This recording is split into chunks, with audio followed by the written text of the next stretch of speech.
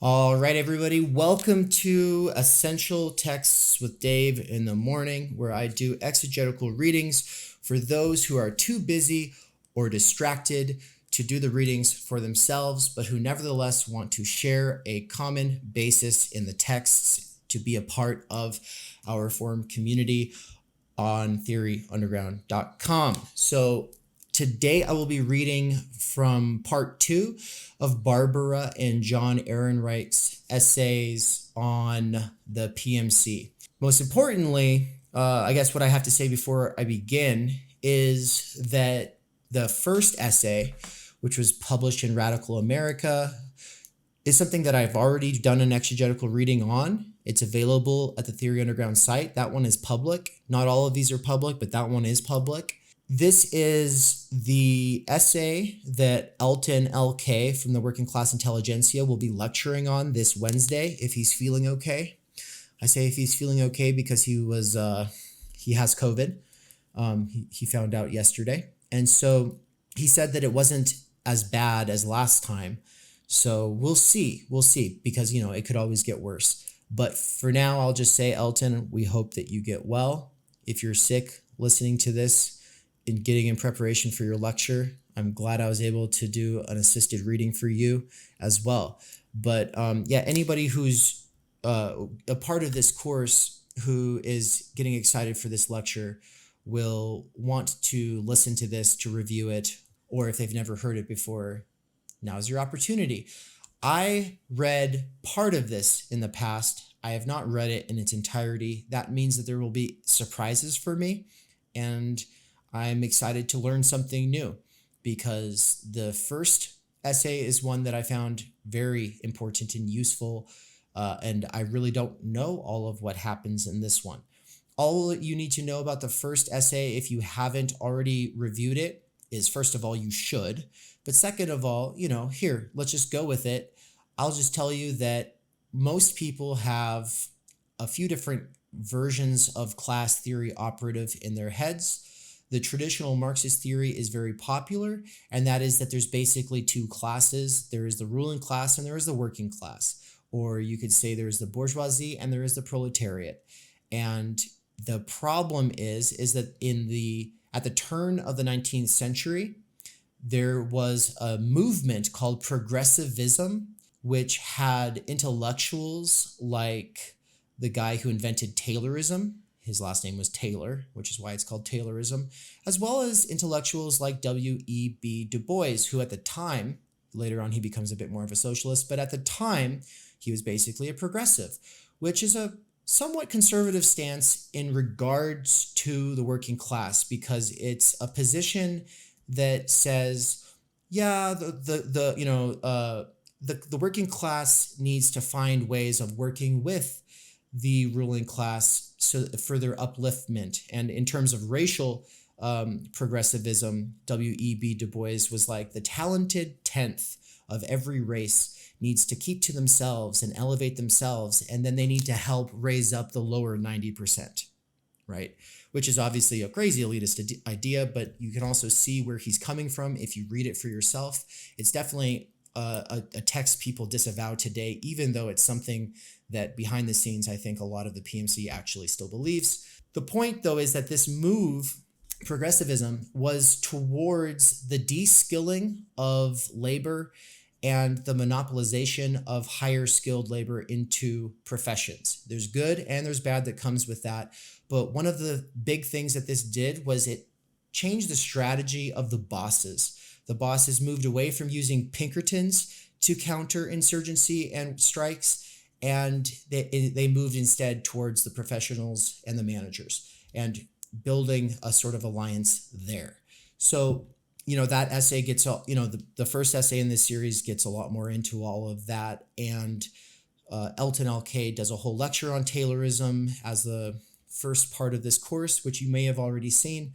And I've talked a lot about that already. So I'm going to assume everybody else has basically got the idea. And the last part is just that the PMC is not the petty bourgeoisie. The petty bourgeoisie are small-time proprietors. They're usually workers who saved their wages and then used their own exploited wage savings as a way of investing into their own personal business. And maybe they have a couple of employees. Maybe they have a couple of exploited workers. Who knows? But the point is that they are not in any way, shape, or form professionals or managers in the capitalist system, because they have a fundamentally different relationship to the broader working class as well as to big capital, right? They're kind of doing their own thing off here on the side, whereas the PMC stands in a mediating role between the ruling class and the working class. And that mediating role could be argued to be a subclass, but it's a very important position. And they're not just mediating conflict, they're also responsible for keeping alive this sense of meritocracy. Because if you actually get into the PMC, because it's so hard to get there, you will feel like you deserve it, right? And because you feel like you deserve it, you will also see other people who don't deserve it or who didn't make it, and you'll think that that is just. And so there is this idea of meritocracy and technocratic elitism that is inculcated, and that's probably the most toxic element of the PMC as an element in our society today. In every activist and organizing circle, there's always this technocratic elitist sort of snobbery, looking down on regular working people and telling people what to think and saying that the good ones are the ones who believe what we are telling them to think, as opposed to, using reason and dignifying the fact that people might have disagreements and stuff like that. So I think that basically covers PMC Essay 1.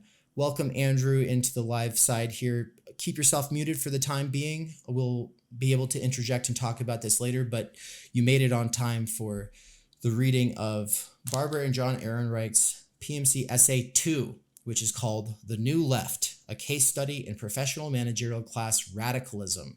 Let's go. In the first part of this essay, Radical America, March to April 1977, we argued that advanced capitalist society has generated a new class, not found in earlier stages of capitalist development. We define the professional managerial class, PMC, as consisting of salaried mental workers who do not own the means of production and whose major function is the social division of labor. In the social division of labor may be described broadly as the reproduction of capitalist culture and capitalist class relations, what Althusser would have called the ideological state apparatuses, right? The PMC thus includes such groups as scientists, engineers, teachers, social workers, writers, accountants, lower and middle level managers and administrators, etc. In all, some 20 to 25% of the US population. In the last essay, they talked about how the numbers of a lot of these went from like 2% of the population to being like 20% within a span of like 30 years. The PMC's consciousness, we argued, is shaped by the apparently contradictory aspects of its existence. Both the PMC and the working class are forced to sell their labor power to the capitalist class, to which they share an antagonistic relationship. Members of the PMC, as the rationalizers and managers of capitalist enterprises, corporations, government agencies, universities, etc., are thrown into direct conflict with capitalist greed, irrationality, and social irresponsibility. But the PMC is also in an objectively antagonistic relationship to the working class. Historically, the PMC exists as a mass grouping only by virtue of the expropriation of the skills and culture once indigenous to the working class. And in daily life, its function is the direct or indirect management and manipulation of working class life, at home, at work, at school. Thus, the PMC's objective class, and they should have added "and at church," because the church is a part of the PMC. Thus, the PMC's objective class interests lie in the overthrow of the capitalist class, but not in the triumph of the working class. And their actual attitudes often mix hostility toward the capitalist class with elitism towards the working class. The New Left and the PMC. We now attempt to use this analysis to understand some aspects of the development and current difficulties of the left in the US, starting with some observations on the New Left of the 60s. We will not try to give a complete and definitive account of the emergence of the New Left. Rather, we will focus on the ways in which the PMC origins of the New Left shaped its growth and ideology, on how the originally PMC-based New Left ultimately began to transcend its own class, and on how it sought to deal with the resulting dilemmas. The birth of PMC radicalism in the 60s came at a time when the material position of the class was advancing rapidly. Employment in PMC occupations soared, and salaries rose with them. The growth was so rapid that extensive recruitment from the working class became necessary to fill the job openings. One early 1960s study indicated that no less than a quarter of the sons of skilled blue-collar workers and close to a fifth of the sons of semi-skilled workers were climbing into the PMC. 1. It has become fashionable to argue that engineers, teachers, social workers, and the like are becoming proletarianized, the fate Marx had predicted for the middle class. 2. But what was taken as a symptom of proletarianization, for example, the expansion and bureaucratization of the university, was in many cases really a token of the rapid expansion of the class. The late 50s and early 60s were a golden age for the PMC, not a time of decreasing opportunities and compression into the proletarian mold. I would just add that, not only that, but also nowadays, as the PMC does get proletarianized, or what Marxists would call proletarianization of the working class, of the PMC, they're not going into factories, right? Like most of the time when the PMC gets pushed out of its nice, comfy jobs, it's being pushed into the precariat, which is to say the gig economy, or some variant of that, right? Or maybe into the petty bourgeoisie, but it's not into the industrial workforce. They're definitely not becoming disciplined, soldiers in industry. That's not what's happening there. With Sputnik in 1957 and Kennedy's election in 1960, the prestige and public visibility of the class reached new heights. Government and foundation funding for research, higher education, and professional services began to skyrocket. Members of the class appeared in prominent public positions as presidential advisors, scientists, foreign policy strategists, and social planners. New institutions, think tanks, consulting firms emerged to meet the new demand for PMC skills.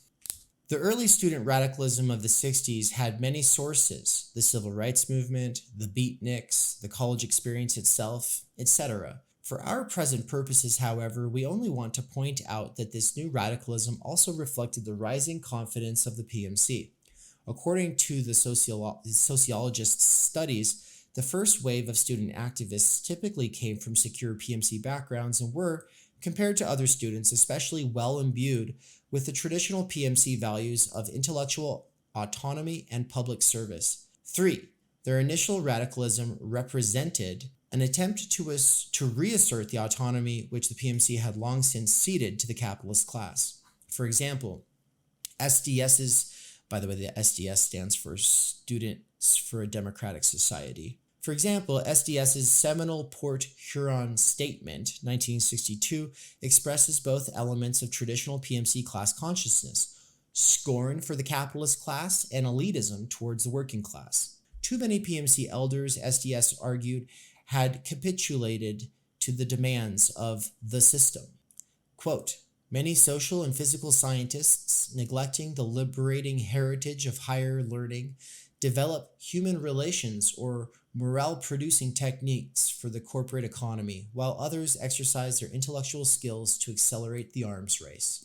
But the statement continued, the working class could not be relied on as a source of social renewal. Quote, any new left in America must be, in large measure, a left with real intellectual skills, committed to deliberativeness, honesty, reflection as working tools. The university permits the political life to be an adjunct to the academic one, and action to be informed by reason.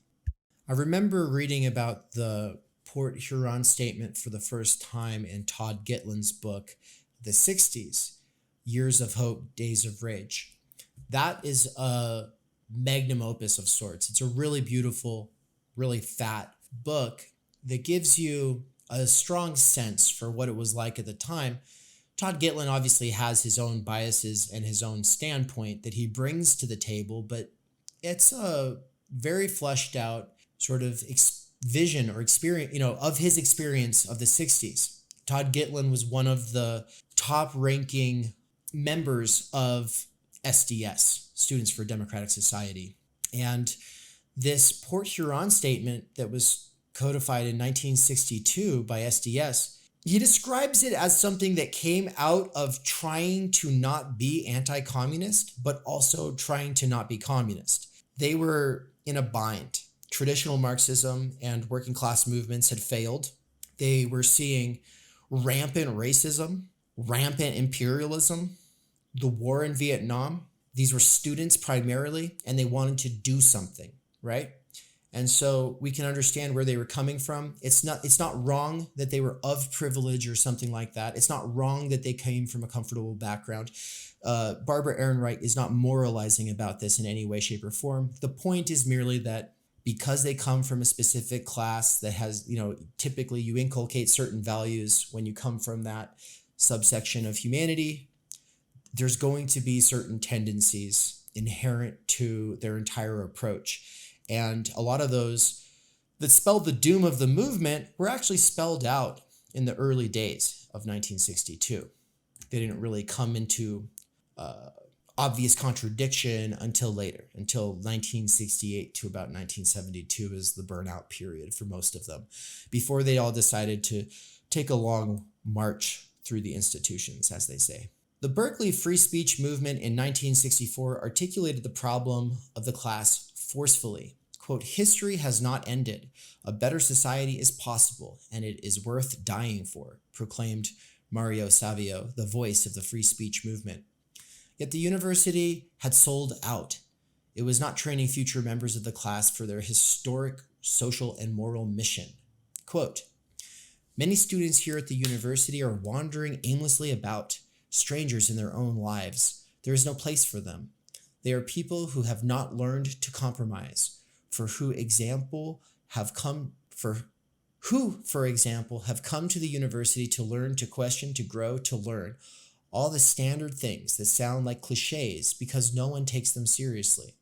And they find at one point or another that for them to become part of society, to become lawyers, ministers, businessmen, people in government, that very often they must compromise those principles which were most dear to them. The futures and careers for which American students now prepare are for the most part intellectual and moral wastelands." The free speech movement made a direct appeal to the class consciousness of the faculty. Quote, "We challenge the faculty to be courageous. A university is a community of students and scholars. Be equal to the position of dignity you should hold. How long will you submit to the doorkeepers who have usurped your power?"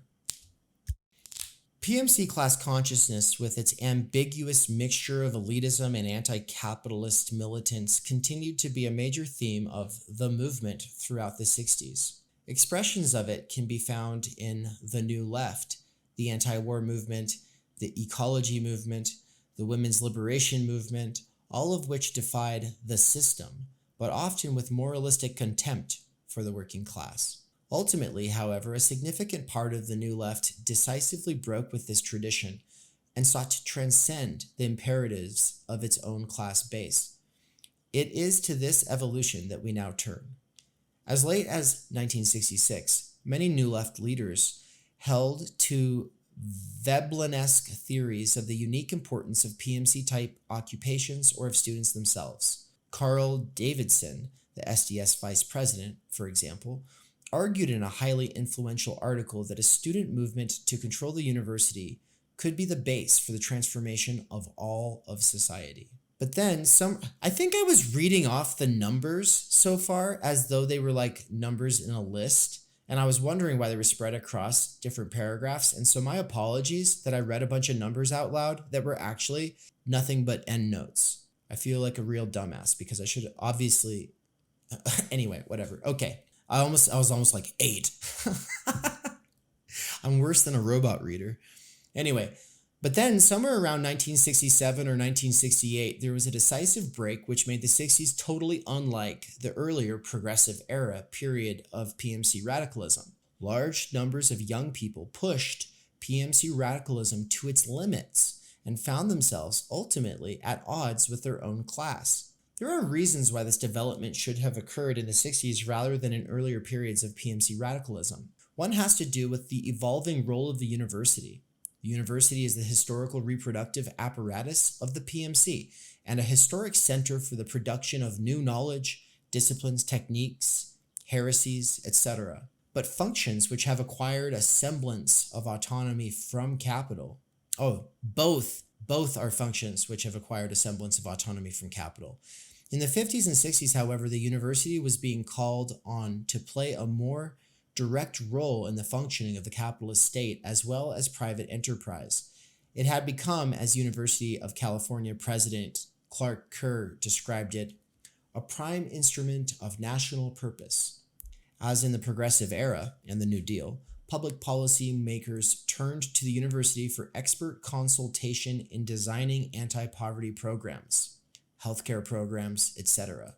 But on a vastly expanded scale. Beyond that, in the 60s, the state also increasingly relied on the university for military assistance, not only from engineers and natural scientists, but from anthropologists, sociologists, etc. Right? Like, how are you going to figure out the combat patterns and organization groups that are being taken on by militants or, national defenders in places like Vietnam? That's not the domain of a natural scientist. That's the domain of an anthropologist or a sociologist. The university's involvement with business or even with the defense establishment was one thing. Its complicity in the war in Vietnam was quite another. In the bleak Eisenhower years and in the brief glow of Kennedy's new frontier, the university, despite its compromises, had seemed to many to be the repository of all that was good in the PMC liberal tradition. For a while, it had been possible to ignore the conflict between the university's actual functions and its liberal ideology. But the liberal facade could not be maintained in the face of genocide. In the blinding light of the bombs raining on Vietnam, the brutality of American foreign policy was starkly revealed, as was the university's role in maintaining it. As far as the students were concerned, the self-righteous Cold War liberalism of the previous generation simply and abruptly collapsed. The moral legitimacy of the university, the older generation of the PMC, and the entire American system were thrown into question. Student fury against the war in Vietnam inevitably turned against the government's accomplice, the university itself, and hence against one of the central institutions of the PMC. In response to the student attack on the university, liberal and even some Marxist faculty members began to dissociate themselves from the new left. The older generation had a stake in the university. Their grants, their careers, their image of themselves as being morally above the business world were tied to the university. Furthermore, the older generation was more cautious. They had matured in the Depression and the clinging 40s and 50s. The new left was filled with the ebullience of the new frontier. The gap in generational experience was just too great to be bridged by abstract class interests. At the same time that many students of PMC origin and destiny were becoming disenchanted with their own class and its institutions, they began to find themselves challenged by the previously alien working class. For one thing, as the university struggled to keep pace with the booming growth in PMC jobs, the characteristics of students were changing. Unable to meet the demand for engineers, teachers, social workers, etc., with the sons and daughters of the existing PMC alone, the colleges were increasingly filled with the sons and daughters of the working class. As the student rebellion spread from elite PMC training grounds, such as Berkeley, Columbia, and Harvard, to the much less elite Kent State, Penn State, and San Francisco State, the class background of the activists shifted as well. Instead of student activists well imbued with the traditional PMC values, there were student activists who had always viewed the PMC, their teachers, social workers, and the like, at the very least with some unease and hostility. But the wedge that finally separated a chunk of the new left from its own class was the Black Liberation Movement. White student involvement in the Southern civil rights struggle had often been tinged with paternalism, something like the settlement house experience for so many middle-class young people in the early 20th century. The Northern Black movement was more challenging. Ghetto uprisings, especially the massive 1967 upheavals in Detroit and Newark, seemed to raise the possibility of an armed revolution led by working class blacks, in which students would have to take sides. Black students admitted to even the elite white colleges in response to the civil rights movement brought the Black rebellion to the campuses. Black students demanded that the white left support Black working class demands. For example, the demands for open admissions and for stopping university expansion into Black neighborhoods. Contacts between the white student left and Black non-student groups, most notably the Black Panther Party, were characterized by arrogance on the latter side, near servility on the former. White PMC youths began to feel that their own radicalism, even their entire life experience, was a pale abstraction compared to this militance which came from the streets. There was an acute consciousness of privilege, a static and fragmentary prelude to the notion of class. I would also say a way of hijacking any actual understanding of class. But servility versus arrogance, right? She said arrogance on the latter side, near servility on the former. And so if you're thinking, wait, what do you mean the latter side? What do you mean the former? She's saying there was a lot of arrogance on the side of Black activists and servility on the side of white students. You see that exact same pattern today. A very privileged white activist doesn't know what to do, right? They're in a really difficult position. And servility, what does that mean? Bending over backwards, kind of like self-flagellating, hand-wringing, moralizing, not being able to stand up and speak your mind, thinking that you shouldn't stand up and speak your mind. And on the other side, you might get some activists who are Black who are like, yeah, no, sit the fuck down and shut the fuck up. Know your place, right? And so there's this whole dynamic that arose in the 60s, right? That was not a strong dynamic previous to the 60s. But, these students were trying to do good. And this is the bind that they felt themselves in. Even more important to the student radicals' break with the PMC was the content of urban Black militancy. Consider the relationship which had developed between the PMC and the Black community. Lower stratum PMC occupations, teaching and social work, had been in a close service social control relation to the Black community since the northward migration of the 50s. In the 60s, the official concern about poverty, much heightened by the Watts Rebellion in 1965, led to a massive federally sponsored PMC penetration of the ghetto. Job opportunities multiplied for largely white planners, community organizers, psychologists, anthropologists, trainers, etc. The Black community came to play the same role with respect to the PMC of the 60s as the white immigrant community had played in the 1900s. It was a nourishing medium for expansion, a bottomless mine of social pathology. But it was far from a passive medium. By late 1966, Black militants and Black community groups were raising the demand for community control of the very agencies and institutions which were providing opportunities for the white PMC. This demand did not fit into the traditional categories of the old left.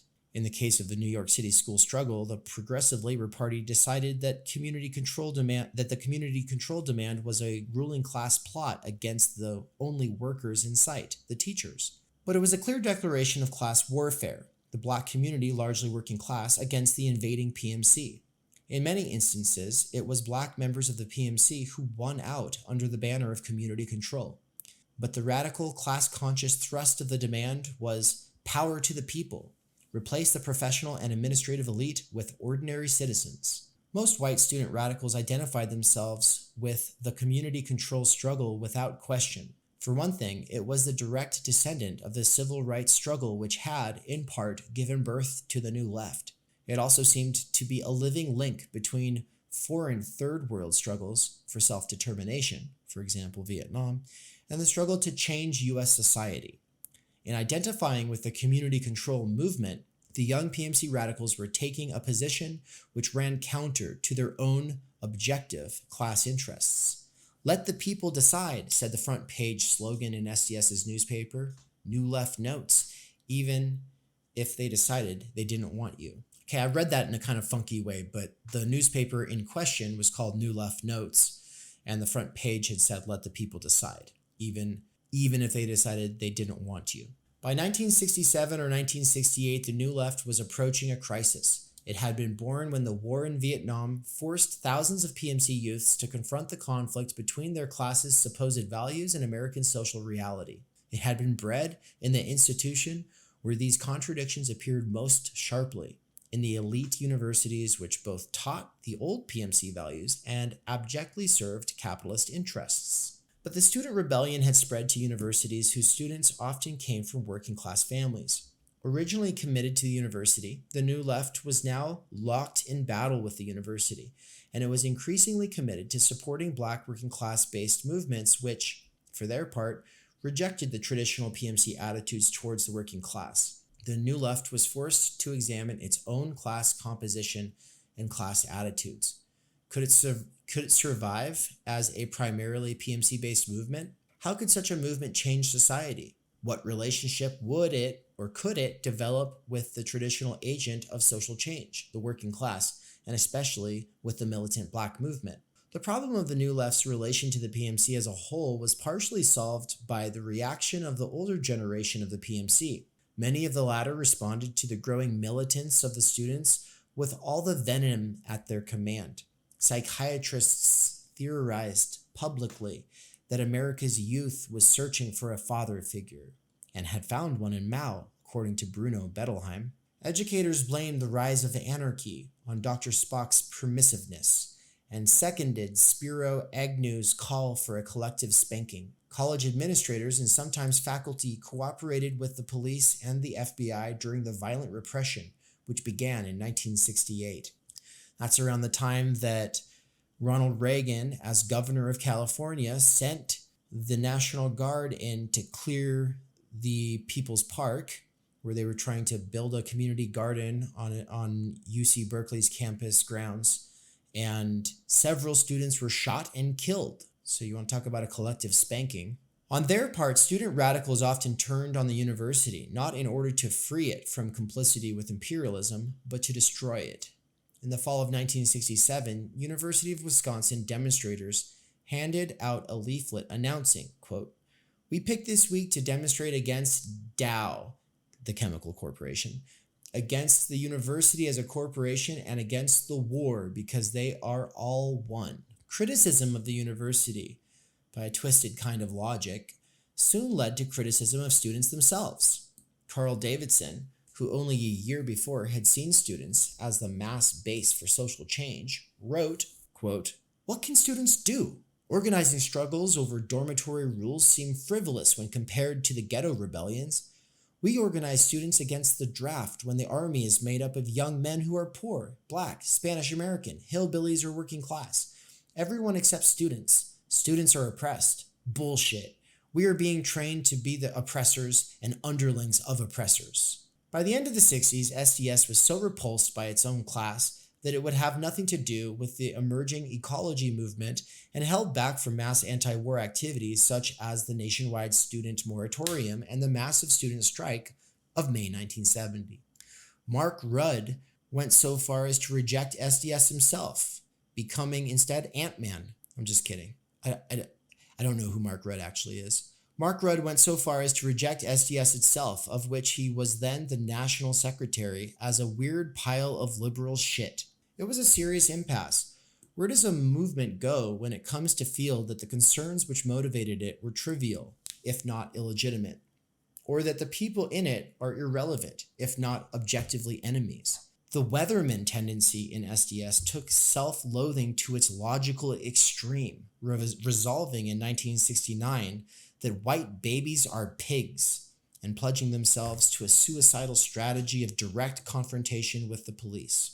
For many women, the emerging feminist movement became the last legitimate refuge from the guilt which was engulfing the New Left at this time. The newly articulated understanding that women were oppressed as a sex allowed many white PMC women to continue to assert the demands for meaningful work, self-fulfillment, etc. at a time when these demands had lost all moral legitimacy to most male leftists. This is, I do believe, a precursor right here around this time to Betty Friedan's The Feminine Mystique, which is a very famous New Left feminist piece, and which Barbara Ehrenreich, I do believe in either the last essay or in her Fear of Falling, talks about as presupposing that the middle class white woman experience is the universal woman experience, right? She says that Betty Friedan's The Feminine Mystique is a really good articulation of the PMC housewife experience, but that it completely fails to see or even consider the existence of ruling or working class women's lives. And I would say that that exact same tendency is alive and well today. She talks about it throughout Fear of Falling, how the middle class PMC takes itself to be the sort of standard of how things ought to be and sees rich people and poor people as mere deviations from what it is that they've taken for granted and universalized as the human experience. Which is also coincidentally why I called into question Matthew Flisfader's thesis about modern subjectivity, where he was talking about how we've moved away from the wage form to the debt form, and he was saying all of these other things about the global village and all of this stuff. And I was like, yeah, I think that this is probably more of like the PMC experience being universalized. And he didn't like that. But I still think that there's something to that, because the wage form is the most dominant part of any regular working person's existence. By 1969, two overall approaches to handling the class problem were emerging for the New Left. One, which we will call the radicals in the professions strategy, and the other, the strategy represented by what came to be called the New Communist Movement, in quotes. The radicals in the professions, in scare quotes, approach developed I'll say it again. The radicals in the professions approach developed quite naturally out of the student life cycle. The undergraduates of 1963 were, by 1969, teachers, social workers, journalists, lawyers, or students in graduate or professional schools. Stated very simply, the idea was to use these positions, or at least whatever skills went with them, to advance the radical cause, which was now generally understood to be the cause of poor and working class people, oppressed minority groups, etc., and only indirectly of the professionals themselves. For example, the Student Health Organization, medical and nursing students, worked on setting up preventative healthcare programs in Black ghettos. The New University Conference, college and junior college teachers and graduate students, worked for open admissions to the colleges. The social welfare workers movement attached itself to the cause of the National Welfare Rights Organization, and so on. Other radical professions set up alternative law firms, health centers, etc., or dedicated themselves to providing technical resources and support for Black and Puerto Rican community organizations. Certain streams of the radical professionals movement could be interpreted as being little more than attempts to salvage PMC interests in the face of the Black working class challenge. There was, by the way, Adam in the chat, you said, yes, when reading The Feminine Mystique, we have to bear in mind that heavy emphasis on the white experience. I just want to point out that there's no such thing as a white experience. There's no such thing as a white experience. I'll repeat it. That's a white supremacist idea. When it's advanced by Black activists, it's no less problematic. There's only middle class, working class, ruling class, white women experiences. And the point is that the majority of women in the world, including the majority of white women, are working class. And it is obnoxious, frustrating, suicidal, toxic tendency to say that those white women in the working class are lumped in to this white woman experience that has almost always been articulated by who? Middle class and ruling class women, right? So every time you hear somebody say, oh, white people this, oh, white people that, they're talking about the middle class experience. And then they always go, oh, well, Black people are overrepresented in the working class. So yeah, but just because they're overrepresented doesn't make them the majority of the working class in the United States. The majority of the working class in the United States is still white, and they get erased. And then people go, oh, well, the white working class is not... No. There's no such thing as a white working class either. There's just the working class. That's like a, yeah, I don't know. I understand why we want to say these things, and I used to say them myself, but no, we will not allow middle class or PMC scripts to erase working class people or divide it by talking about the black working class versus the white working class. And to some degree, of course, I do understand, and I want to be fair, Barbara Ehrenreich is doing it herself here, talking about the black working class. To some degree, that's necessary. She's talking about history. And at the time, these PMC students that she's talking about who made up the New Left, they were primarily concerned with the black working class. And why? There were lynchings happening. There was, this was the civil rights movement. Of course, that's what their focus was at the time. But now we are here. And so anyway, and if you disagree with that, that's fine. And I would happily read an essay that you want to write me on the topic, but I'll keep reading. There was a search. Okay. Certain streams of the radical professionals movement could be interpreted as being little more than attempts to salvage PMC interests in the face of the black working class challenge. There was a search for more acceptable professional roles, such as advocacy planning, and even some hopes that community control would bring an expansion of PMC opportunities. Quote, struggle by communities for control of their own development and services prepares the basis for a decentralized and democratized civil society. It is obvious that all such developments have profound need for the services of professional, intellectual, cultural, and scientific workers. But on the whole, the radicals in the professions took a dramatic step beyond traditional PMC class interests. The great importance of this direction or strategy of New Left activism is that it embodied a critical self-consciousness of the PMC itself, a kind of negative class consciousness. The radicals in the professions challenged the PMC not for its lack of autonomy, as the student movement had in the early 60s, but for its very claims to autonomy, objectivity, commitment to public service, and expertise itself. Demystification was the catchword. Radical doctors wanted not only to free their profession from the grip of the medical industry complex, but to demystify medicine. Radical lawyers would open up the law books and make elementary legal skills available to the people. Radical psychiatrists would lead the assault on psychiatric mythology and show that any sensitive community person could easily replace them. Radical professors of philosophy and theory would start their own teaching platforms on YouTube. And I'm just kidding, I added that one. Radical teachers would expose the capitalist functions of education, and so on. Credentialing barriers would tumble. The rule of the experts would be abolished by the young experts. It was, at best, a difficult approach to sustain. Clients, patients, students, etc. often turned out to resent their radical professionals' very lack of professionalism. Black aspirants to the PMC, briefly in demand in the late 60s and early 70s, had little interest in demystifying the positions they were, for the first time, attaining. Furthermore, conditions made it less and less possible to give the radicals in the profession's approach a fair test. Repression destroyed the radical elements of the black movement, which had held the radical professionals in some sense accountable. Government grants and money for community programs dried up. Finally, the economic downturn of the 70s placed stiff penalties on radical activity among professionals or anyone else. Teachers who defied the administration by giving out all A's, social workers who attempted to organize their clients against the welfare department, etc., found themselves in case after case out of a job.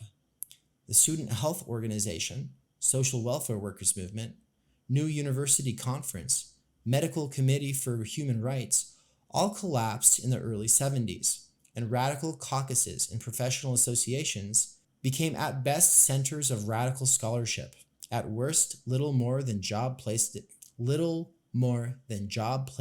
networks for the hordes of ex-student radical professionals. So back on the record about, by the way, the thing about Betty Friedan is that the traditional critique is that it's a very much like a white woman critique. And when I say traditional critique, I mean since the 1970s in critical legal studies, there has developed critical race theory, And the critical race theory line has been focusing on the fact that she was white, but the critique of the critical race theory Harvard business school, or sorry, legal school, law school elite is that they're PMC and they take their experience to be universal. So you might be a black PMC who's critiquing a white PMC for assuming a white position, but you're still assuming the position of PMC as universal, just now from a black standpoint, right? The point is the overwhelming majority of black people are in the working class, but the black PMC ignores the working class and focuses on the unemployed. This has been a tendency since basically the time that Barbara Ehrenreich is talking about here. And so PMC critique is an intervention that calls into question a lot of the assumptions of the critical race theory tradition, but it doesn't throw it out. If you read, for instance, the way that the intellectual or the professors, the historians in Renewing Black Intellectual History intervene, they are in dialogue with the scholars and literature that the CRT people are as well.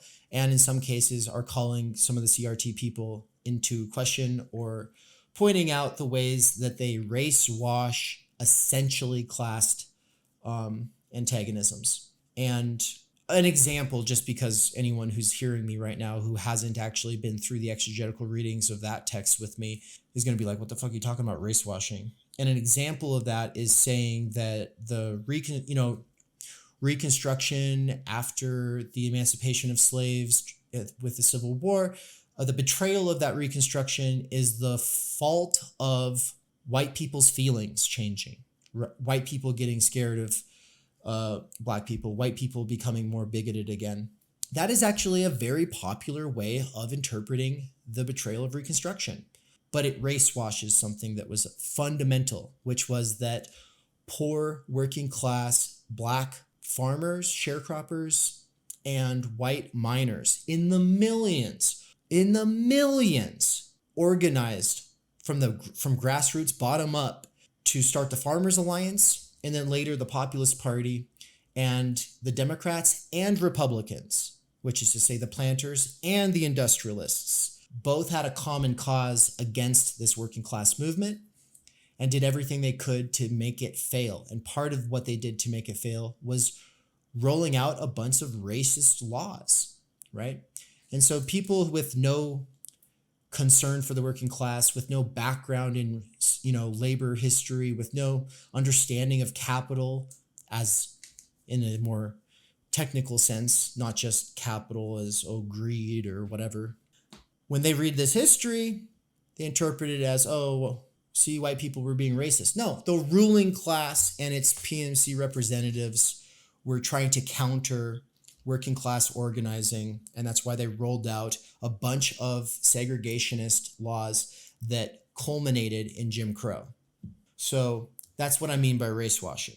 And that's kind of the background I'm coming from when I'm talking about, this traditional critique from CRT PMCs of Friedan takes its own PMC position for granted, which is still universalized. It's just particularized somewhat, qualified as black, but still it's not representative of the overwhelming majority of people who are working class and don't respect or appreciate or desire these privileged representatives to speak on their behalf. And so that's where Dr. Adolph Reed Jr. comes in with his critique of the racial spokesperson phenomenon. And there's a couple of essays in Renewing Black Intellectual History that get into that, but that will be available on my channel this week. And so I'll make sure to share it with you. It's a long essay though. The one that I read yesterday was like 7 hours. Anyway, let's get back to it. The new communist movement arose out of the shambles of SDS in 1969 and picked up recruits with the collapse of the radicals in the profession's approach in the early 70s. The new communists explicitly disassociated themselves from the new left and adopted a political outlook which was superficially not very different from that of the earlier generation of PMC radicals who had been communists in the 1930s. They advocated the primacy of the working class in revolutionary struggle, and the need to build a vanguard party to lead that struggle. But exactly who constituted that working class was not entirely clear.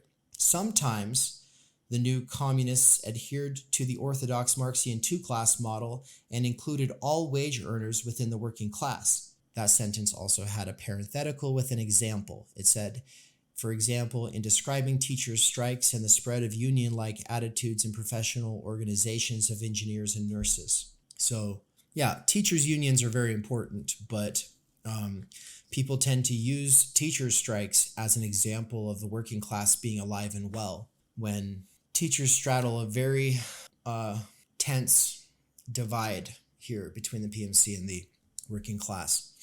And in some cases, those kinds of strikes, really what they represent is a push towards a return to the Gilded Age, right? When different professions had protections of guilds, right?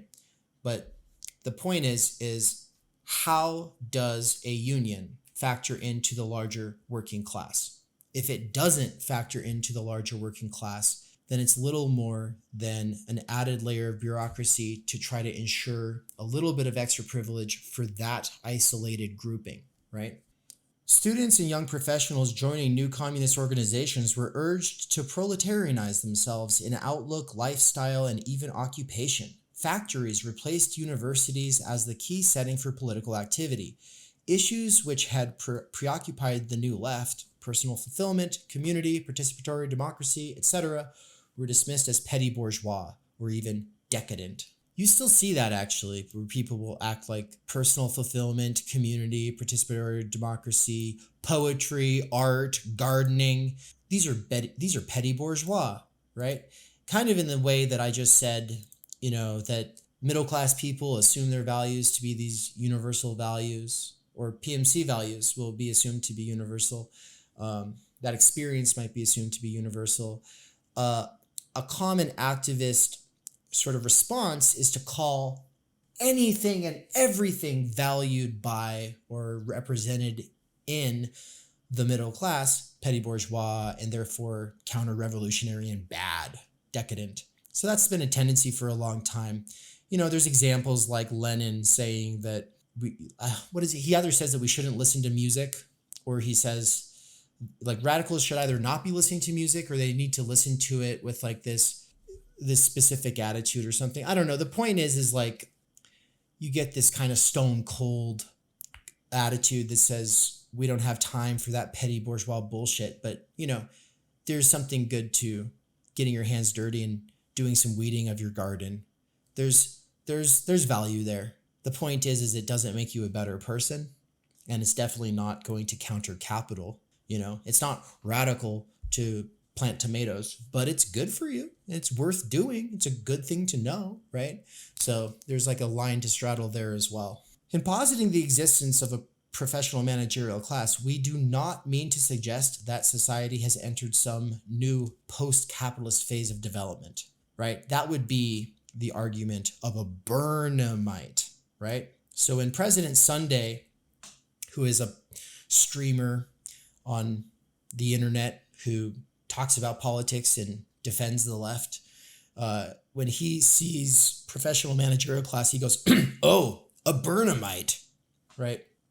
Yeah, you could be an Ehrenreich-nite, I guess. An Ehrenreich-nite. God, no, that's why no one's a Barbara Ehrenreich-nite, is because it's too hard to say. But the point is the PMC thesis and also that acronym comes from Ehrenreich, not from Burnham. Burnham's managerial revolution is a much more extreme thesis than what Ehrenreich is addressing with these essays, okay?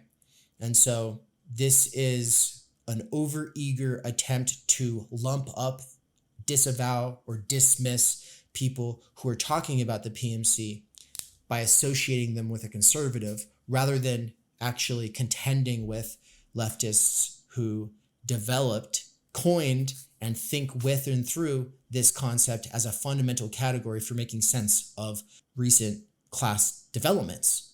But the point is, the Ehrenreichs are not like the Burnhamites in the sense that They're saying we're not in a post-capitalist phase of development. Burnham definitely thought that the managerial revolution brings with it a phase of post-capitalist development. The central dynamic in our society still lies in the contradiction between the socialized nature of the production process and the private appropriation of the fruits of production, right? Which is still capitalism. The interests of the capitalist class remain fundamentally antagonistic to the interests of wage earners of all kinds, including those we have defined as members of the PMC. In fact, as we have argued, within the US, this antagonism has turned the PMC into an enduring reservoir of radicalism, from progressivism and the Socialist Party to the New Left. Adam said, protest, then brunch. Yeah. Actually, I've literally gone to a protest and then gone and gotten brunch afterwards. And so, called out. Fair enough. And then Nance said, socialism is when no fun. I think I also went through a phase where I would have probably put that in a different, more serious way, unironically. But, yeah.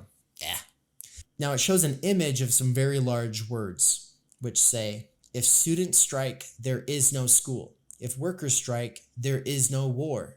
But as we have said, not only is there an objective antagonism between the working class and the PMC on the one hand and the capitalist class on the other, there is in addition an objective antagonism between the working class and the PMC. This latter antagonism has severely undercut the revolutionary chances of the working class, or of a combination of elements of both the PMC and the working class. In the first place, as we have seen, PMC radicalism emerges out of PMC class interests, which include the PMC's interest in extending its cultural and technological hegemony over the working class. Thus, the possibility exists in the PMC for the emergence of what may at first sight seem to be a contradiction in terms: anti-working class radicalism. This possibility finds its fullest expression in the PMC radicals' recurring vision of technocratic socialism, a society in which the bourgeoisie has been replaced by bureaucrats, planners, and experts of various sorts. Nor is this vision restricted to the right-wing socialists and social democrats who come forth from the PMC. It has been advanced with great militancy by many who style their views as the proletarian line. In fact, I would say I've worked in organizations with people who believe that as well, as anti-democrats, as they don't want to call themselves authoritarians, but they're basically what a lot of people would call tankies of some sort. Let's be fair, that's a mixed bag. There's some good people in there. But what I'm trying to say is that this idea of the proletarian line, they will actually say like the proletarian spirit, the proletarian essence, the proletarian values, the proletarian line. And largely what they have in mind is this idea of a strong, disciplined, pleasure-denying, sacrificial kind of foot soldier mentality that wants to celebrate some representative great leader. That's the proletarian spirit in essence, I suppose. And if you are too individualist for that, or if you think that that would just lead to a lot of bad things, then they would say that you're just petty bourgeois. That's real. It's real to this day. I have friends who say this shit. In fact, in any left ideology which fails to comprehend the PMC and its class interests, there is always a good possibility that the dictatorship of the proletariat will turn out to be the dictatorship of the PMC. Damn, Barbara!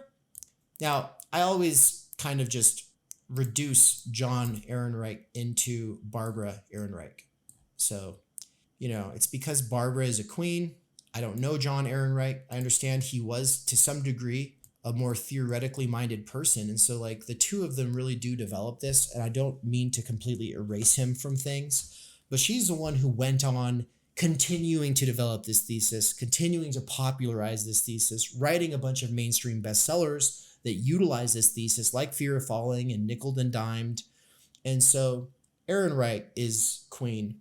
I don't know what to say about John. I haven't done my research. If anybody knows anything about him or the work that he's done, do chime in below. Turning now to the effects of the PMC/working class polarization on working class consciousness, We should recall first that the very existence of the PMC is predicated on the atomization of working class life and culture and the appropriation of skills once vested in the working class, right? That's the last essay.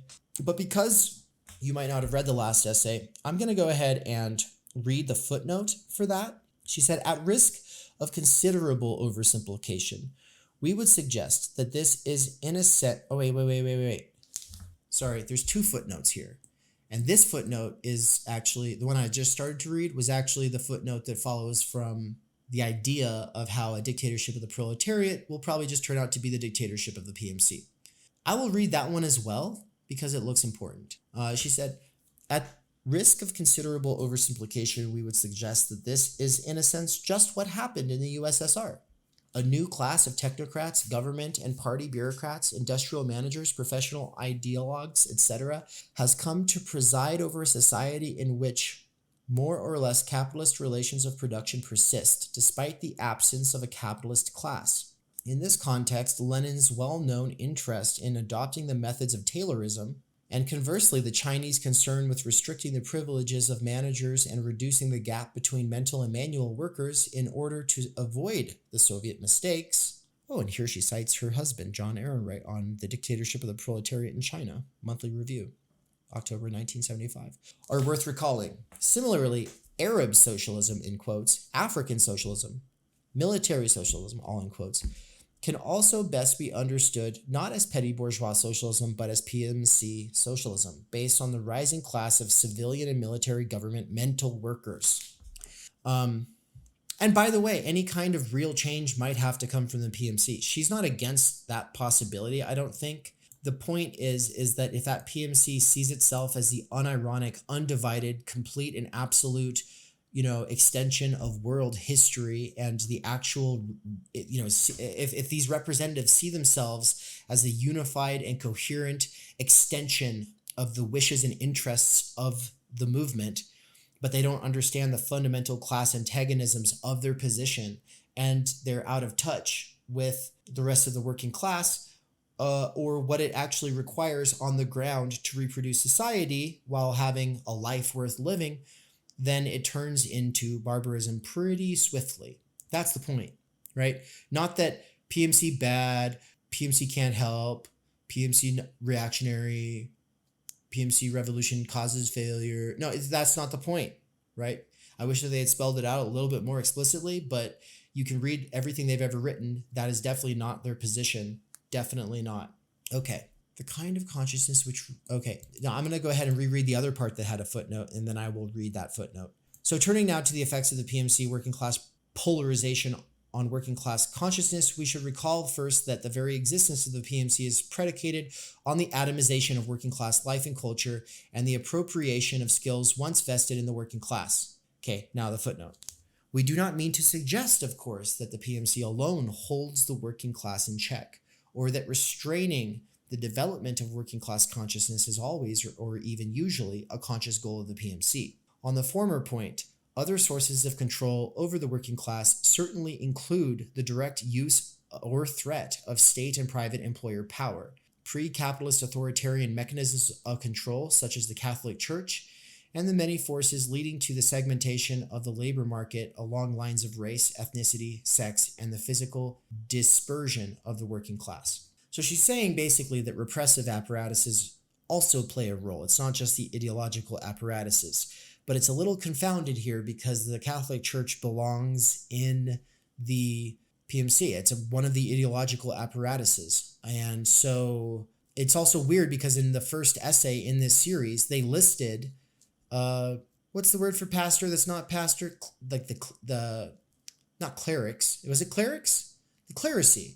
That was listed, I do believe, that was listed as one of the professions where there was a significant growth, and that was listed as part of the PMC. And here they are talking about the Catholic Church as though it's separate, which is weird. It's almost like in this essay, they're just assuming that what they're talking about is the progressive PMC because they're talking about the New Left. And obviously, the Catholic Church is not a part of the progressive PMC at that time. Obviously, there are factions of the Catholic Church that are part of the progressive PMC today. Right? But as far as the segmentation of the labor market along lines of race, ethnicity, sex, and the physical dispersion of the working class, yeah, obviously the juridical system, the judicial system, however you want to say, with the penal institutions, prisons, etc., are a part of how the working class stays divided, and the deproletarianization of the or Lubin proletarianization of a lot of the workers, which makes a lot of the proletariat feel like they're deserving, makes them their own little petty elite, right? This is one of the points that Foucault is talking about in his conversation with Maoists, which you can read if you, I think it's the Power of Knowledge book. In the Power of Knowledge book, there's a conversation that Foucault has with some Maoists where he's arguing with them about some things. And I don't really care about his conclusions or what his motivations were at the time. I care mostly about his point, which is the one I just brought up, which is that this physical dispersion of the working class cannot be thought about without thinking about the role of the prison system. The prison and judicial system develops over the course of the 100 years leading up to when Ehrenreich is talking here as a direct means of working class, I don't want to just say subjugation, but also of a way of separating the proletariat from those who are not proletarianized, those who are below them. So we use Ehrenreich to think about how the working class has been divided between the PMC and the broader working class. We can use Foucault to talk about how the proletariat's been divided from the criminalized, disciplined elements of the working class. It's all still the working class in a sort of sense, but this segmentation, part of the operation is what she's talking about in the footnote right here. I would just say that are cops not bureaucrats with guns? Does that not make them PMC as well? Are judges not PMC as well? Are they not a part of the ideological and repressive apparatuses in that sense? Obviously, a probation officer is. Obviously, I mean, even military is to some degree, right? The military doesn't proletarianize you because when you come out of the military, it's not like you are perfectly fit to be an industrial worker, right? Instead, it breaks your spirit, incorporates you into a hierarchy of professionals and managers with guns who tell you who to kill, right? So then whether you climb that hierarchy or not decides or is decided by how well you are able to adapt to that situation, how well you are able to play by that game, by its metrics, right? What usually happens, of course, is that it just breaks you, you know? And so spits you back out. But anyway, the role of the military, the role of the judicial system, the role of the courts, all of these things as far as how the working class is divided, like that's a very important piece of the puzzle. And I just wanted to tie in Foucault's Power Knowledge book because it's based and useful for thinking about this stuff. Adam says, I personally find Foucault a great example of a thinker who helps me think better, rather than a person whose lifestyle and conclusions are personally useful reference for my own. 100%. Soldiers, exactly. Yeah, and this is where the repressive state apparatuses are relevant. Yeah, and this is actually why it might be problematic to think that the PMC is just on the side of ideological state apparatuses. That's where we focus. But there's a sort of PMC on the repressive apparatus side as well. So I don't think you can draw a one-dimensional spectrum here where it's just like you've got the ideological state apparatuses on the one side and the repressive state apparatuses on the other side, and then you put the PMC on the ISA side. I don't think that makes sense. I think you would probably want to put PMC on another line crossing, a vertical line crossing the horizontal line that has ISA and RSA. And then, I don't know. This is interesting, but I'm going to keep reading. Yeah, YouTube influencers are a big part of... YouTube influencers are freelance, basically the gig economy freelance worker for the ideological state apparatuses, right? So, I mean, even someone like Alex Jones would count as a part of the ideological state apparatuses. Even someone like Vosh would count as a part of the ideological state apparatuses. And obviously, they're all part of the PMC. Now, they're obviously not protected in these sort of regulated, certified, gate-kept kinds of professional groupings. But cancel culture, insofar as it exists, is an attempt to make that regulating and gatekeeping of the positions held by these freelance thought leaders and influencers a thing. So it is all part of that. Yeah, it is a part of the gig economy version of it. But I admit to getting my freelance idea yesterday because Dr. Adolph Reed Jr. was talking about the Black racial spokesperson phenomenon being a sort of freelance PMC for these. I don't want to just say special interest groups, even though that is part of what's being gestured at here. But the point is like these lobbying firms, right? Like that's kind of what is going on there. Part of the nonprofit industrial complex, but he doesn't quite call it that. Anyway, I'm going to keep reading. Gosh, I just want to do streaming right now, I think. I just want to talk. But I'm actually pretty close to closing this out, and then we could talk a little bit before I finish, before I go edit for the rest of the day. So anyway, now add to the fact of working class hostility to the PMC two observations we have made already. One, the historic association in the US of socialist radicalism with the PMC.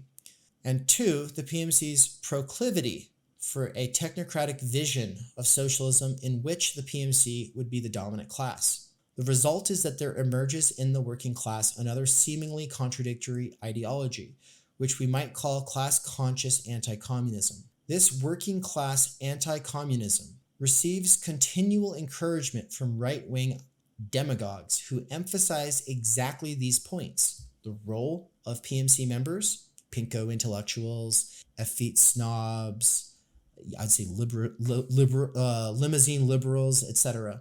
So yeah, the right-wing demagogues point out the role of these PMC members in radical movements and social control activities and the supposedly totalitarian nature of socialism. But working class anti-communism is not created by right-wing demagoguery or bad leadership or ignorance, though all these help. It grows out of the objective antagonism between the working class and the PMC. This is the most important sentence of this text for my purposes. I just wanted to point it out. I didn't know that she said this in here, or that they said this in here, because you see, both Daniel Tutt of Zero Books and Matthew Flisfader, who is a popular Zizekian intellectual who wrote a book on social media, have, in conversation with me, publicly, in front of other people, dismissed the idea of the PMC as the cause of working class resentment. They say that it's the concept of the PMC that sows resentment in the working class, and that we actually need the PMC, and we need the PMC and the working class to work together. Well, first of all, I've never said that the working class and the PMC shouldn't work together. That's not the point. The point is for the PMC to understand its historical role in the reproduction of capital and in the dividing of the labor force. To understand that historical role and to act in a self-aware manner is not the same thing as not working together. But obviously working together is not going to be possible when blue-collar work is being reduced out of existence and professionals and professors are acting like they speak for the working class because they also have to sell their labor. So it's all the same. It's all the same, right? No, you have to understand your historical role and its relation to Taylorism and the development of the left. You have to understand that. And the point that blew me away was this idea that it's the idea of the PMC that creates the resentment, right?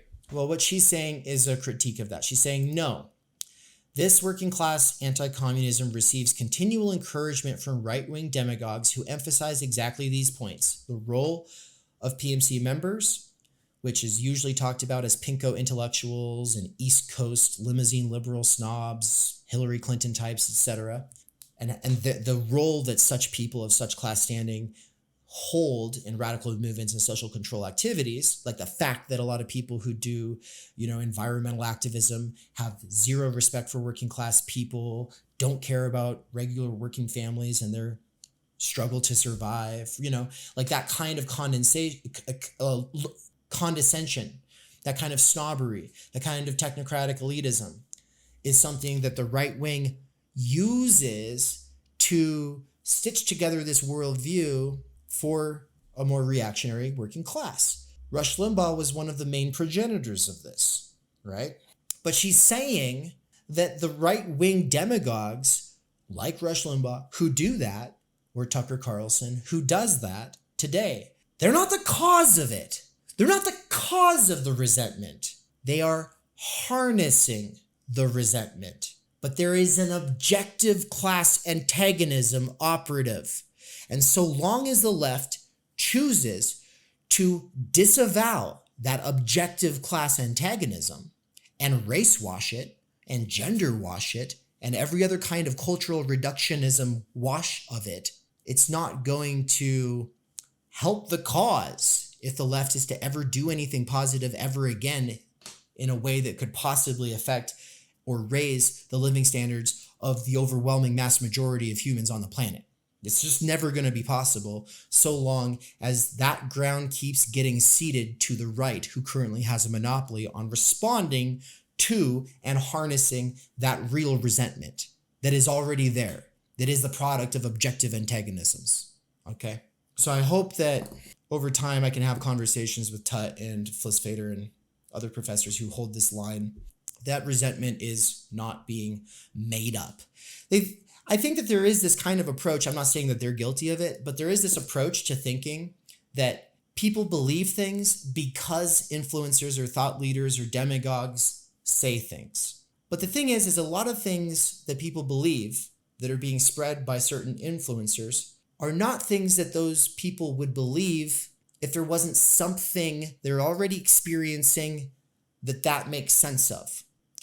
And so the throwing the baby out with the bathwater phenomenon is occurring when you take something the way some influencer is saying it and you blame the influencer or their ideology or their interests for inculcating this belief in other people, because it's almost like these people wouldn't believe these ideas if they had never heard them from that person.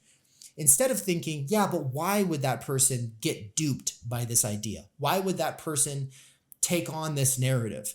Except that it rationalizes and makes sense of an actual experience. And usually it makes sense of some traumas. Usually it makes sense of some objective class antagonism that is not being addressed by the PMC left. So yeah, it's a question of causality. And I come down strongly on the side that the resentment is an objective antagonism, and that it's not going to help to just disavow it and act like it's the concept of the PMC itself that creates that. That's fucking bullshit. And I don't think that anybody who says that did the primary readings. Usually they just read Catherine Liu. They did not read the Ehrenreichs.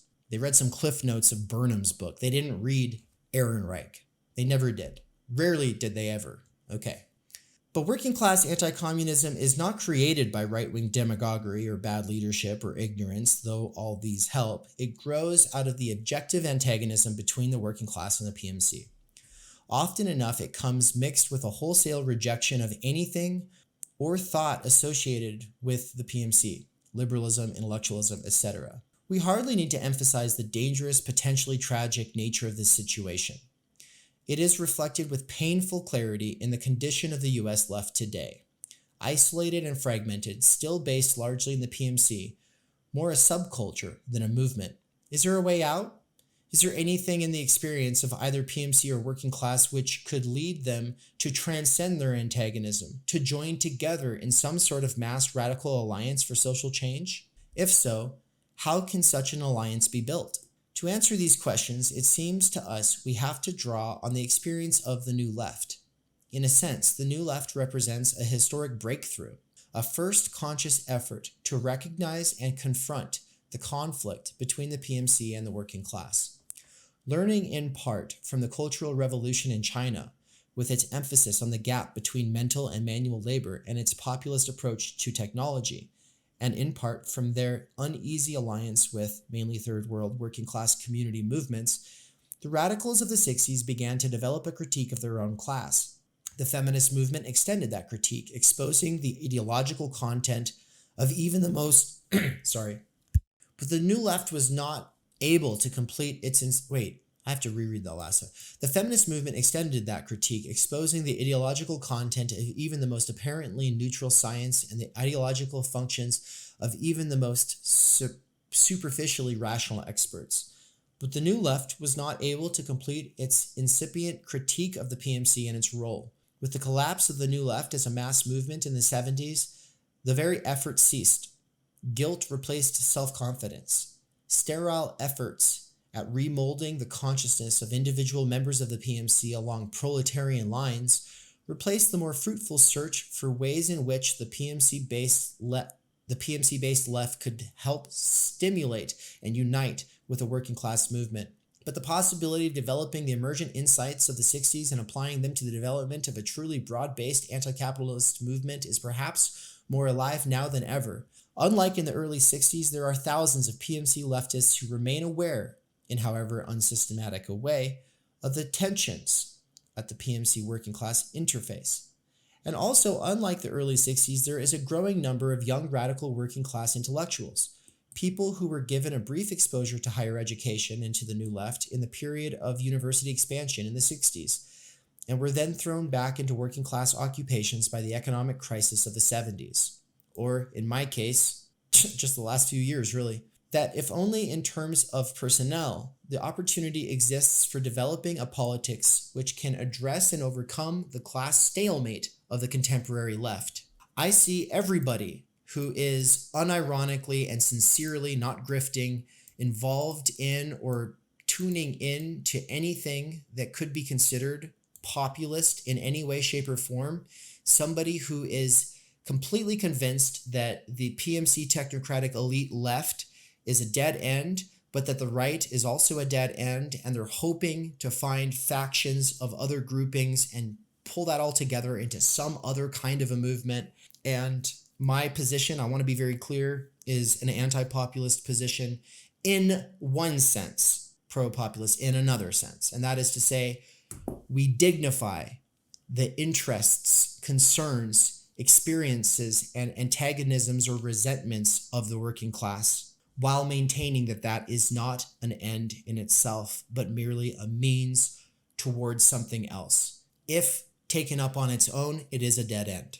But the biggest dead end of all is anti-populism as espoused by PMC technocratic elite leftists today. That's the most suicidal movement. It's sadly what Bernie's movement got liquidized into after he gave up. If you need any proof, just think of the rhetoric and signaling that was coming from the left regarding the COVID situation in 2020. It was trust the experts, trust the science. You're a fucking piece of shit conspiracy theorist, evil person if you don't comply with us. Trust us, trust us, trust us. Trust us. Why? Why in the world would anyone trust you when you say that? Why would anyone trust science at this point when we already know that lead poisoning, radium poisoning, vaccines used for genocide against people in the third world, secret sterilizations of the black community. There's a million different reasons to not trust the science. It's not like it exists outside of people who have specific class interests, okay? I'm not saying that we shouldn't have taken COVID seriously. I am saying the entire rhetoric of what had been Bernie activism got liquidized into, which was this COVID response, became so anti-working, independent, like thinking kind of people that it really did, I think, inculcate a lot of legitimate resentment. And so, you know, and I'm not saying, here's an example. I'll give you an example. Here's a way of doing it. Oh, I can see why you wouldn't trust the government. I can see why you wouldn't trust the scientists. I can see why you don't think that the elected representatives have your interests at heart.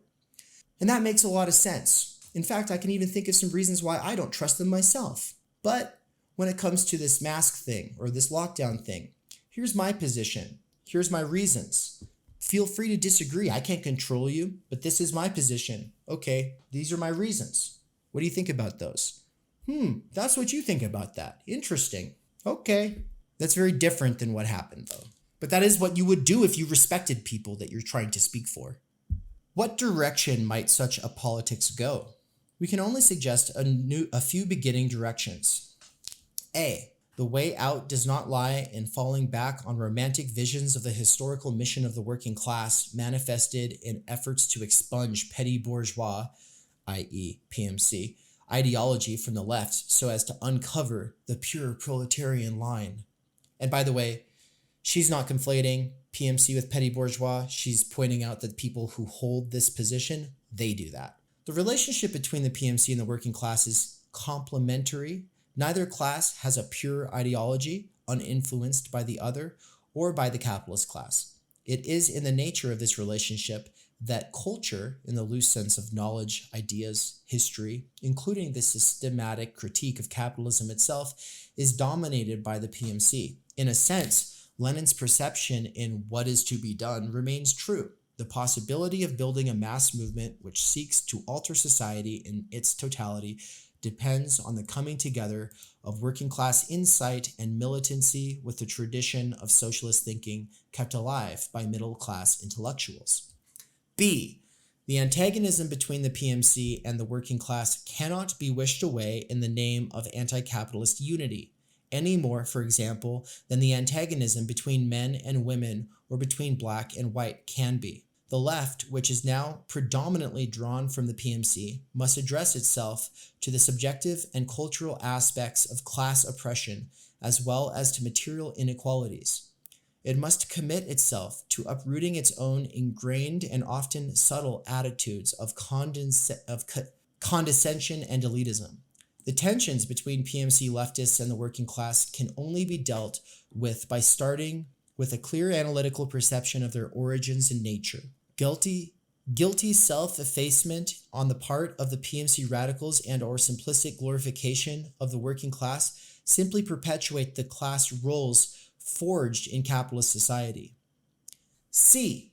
Moreover, in order to forge an alliance between elements of the PMC and the working class, the left must address itself not only to bread and butter issues, but to all the issues it has too readily shelved as cultural: the division of labor, the nature and ideological content of science and technology, art, psychology, sexuality, education, etc. For it is on these issues that the historic antagonism between the PMC and the working class rests. Both classes confront the capitalist class over the issue of ownership and control of the means of production.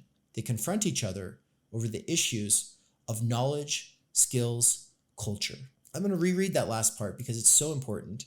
The PMC and the working class both share an antagonism against the ruling class. That's usually what people focus on, which is why they say, oh, we're all a part of the working class. I'm a worker too. The point is that there is an antagonism between the working class as a whole and the PMC that has virtue hoarded and monopolized on specific kinds of skills. Both classes confront the capitalist class over the issue of ownership, but they confront each other over the issues of knowledge, skills, culture. And she specifically said technology, art, psychology, sexuality, education. That's the end.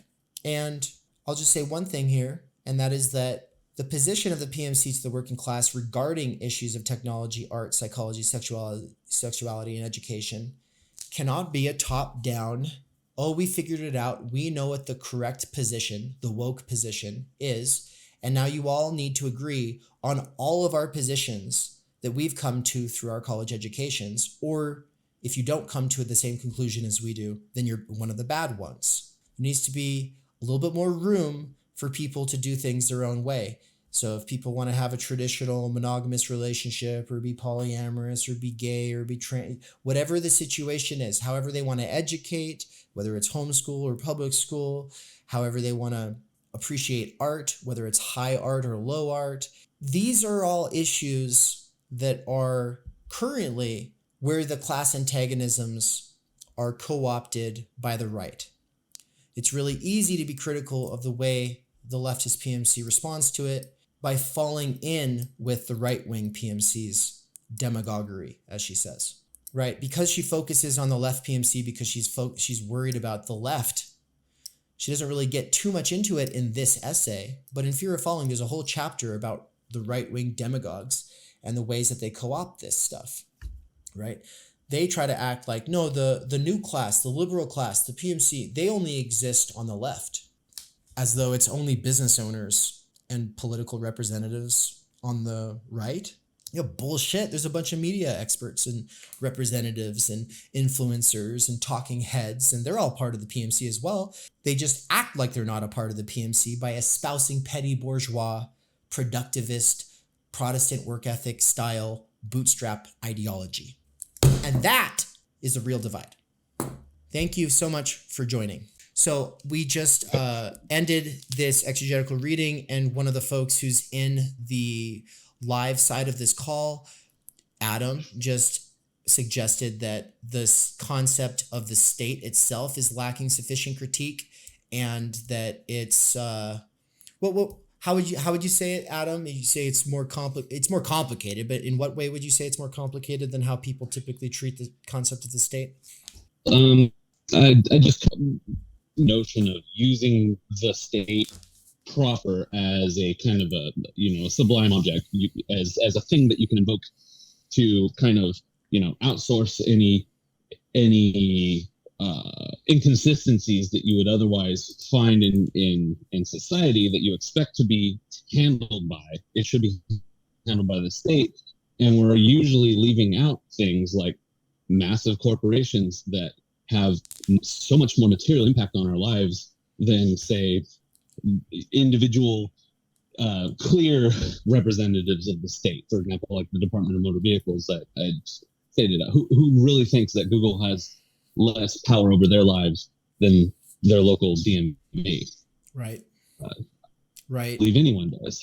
Well, but we still treat the state as a kind of discrete unit that is separate from these things. And as we're discussing things like class, our interactions with some of these massive corporations have the material impact of your interactions with the state to 100%. I would only add to that. Yeah, I like how you say that people treat it like a discrete, separate entity, when I think at this point, probably most of us are a little aware of the fact that, especially people in the PMC, which is to say the college elite graduates, they switch between public and private throughout their careers, right? If you're the CEO or financial advisor or whatever for GM, then there might be a place for you in a future presidency's cabinet, right? So yeah, there's a lot of carryover between public and private, but also what's considered private seems to have a lot more power in a lot of cases than the state does. But also, and I would just add on top of all of that, this distinction between government and state. If government and politics proper is people coming together and making conscious decisions after deliberation, there's very little of that, but there is coercive state power still, right? Coercive state power exists on the basis of the repressive apparatuses, not on the representatives, right? So we think of politics and the state and the government all as just being this one glob, as you said, a sublime object, almost as like a sort of big other for some people, right? And so, and especially on the left, like this big other. And on the right, it would be like a sublime object in that negative sense, right? It's the scapegoat. It's the cause of all of the evils, And so, yeah, that's a very, very important thing you bring up. Thank you. I kind of would like to also speak to you. You mentioned a statement, when you're defining government, you're speaking, you use the specific word conscious decisions by, you're breaking up. Well, I got you more or less correct. Wait, you're breaking up. I think I'm hearing you now. Am I coming through clearly now? I hear you. Okay. I'd like to speak to you using the word conscious decision regarding what we think of as defining government. And again, that one might call that into question what makes a sufficiently conscious decision when kind of going to the supermarket idea of choice. Are you making those decisions are limited Are any of these things actually considered to be conscious decisions? I would argue that a lot of people don't even think they have a choice. When they vote, they don't think of themselves as actually making a choice. They're just doing the thing that they feel is expected of them. Right. 100%. And I would add, just so you know, I think that we agree on this point. This ideal of conscious decisions after thoroughgoing deliberation, that is an ideal. It's very rare that you actually find it. Usually you find some people at a local setting trying to do some local organizing, and they're trying to do some deliberation and decision making. And that's one thing. But do we actually see that in the Senate? No. Most politicians, as you know, most senators, they're using proxy votes, right? They're not even present for a lot of these bills. And then these bills are being written by lobbyists, right? Or, you know, these firms. And so it's just like, where's the deliberation? It's more like, oh, you scratch my back, I'll scratch yours, right? That's not deliberation, right? So yeah, it is this sort of the idea of politics as thoroughgoing deliberation and then actual conscious decision making. It's like, when, where? Also, yeah, you bring up voting. Does that even count? So these are all really good points. I really appreciate you two for joining. Anybody want to say anything before I close this out? All right, folks, thank you for joining for this exegetical reading with yours truly. It's been an absolute pleasure. Thank you for helping me focus on my reading as well. And we're going to close out here by playing the ad for the exegetical reading sessions, because it is actually something that you can pay for access or pay for to access. If you have a lot of time and energy, but it's fractured and you're having a hard time putting it towards disciplined, time energetic sacrifice towards texts, but that's ultimately where you want to be, then join me. That's one way of getting a basis in these texts. And so Essential Texts with Dave in the Morning is currently Monday, Tuesday, Wednesday every week. And then there might be some additional ones throughout the week. Just stay tuned for that and shoot me an email if you need more information. But for now, here is our advertisement. Texts, live exegetical readings with Dave. Welcome. What you saw here was a bunch of clips of excerpts from a couple of reading sessions that were done as a part of the Essential Texts live exegetical readings with Dave. Those are not live on YouTube, but they are done live on Zoom. And if you want to be able to participate, we'd love to have you. This is a quick little infomercial about what's being offered.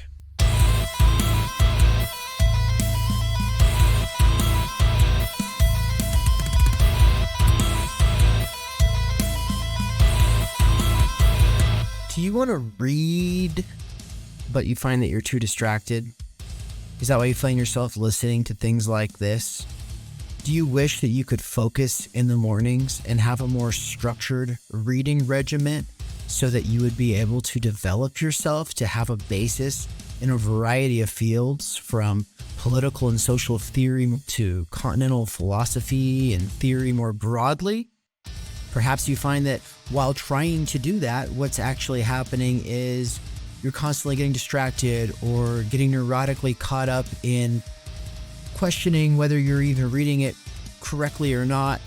And yeah, maybe you could benefit from having morning sessions with me. Every one of the courses being offered from Theory Underground is going to have an accompanied live exegetical reading component that you could attend in the mornings through Zoom calls. If you're someone who either has a lot of time on their hands and is playing video games, working out, skateboarding, or perhaps doing some kind of wage labor that allows you to listen to things, this is an opportunity to basically read these texts, but with a guide.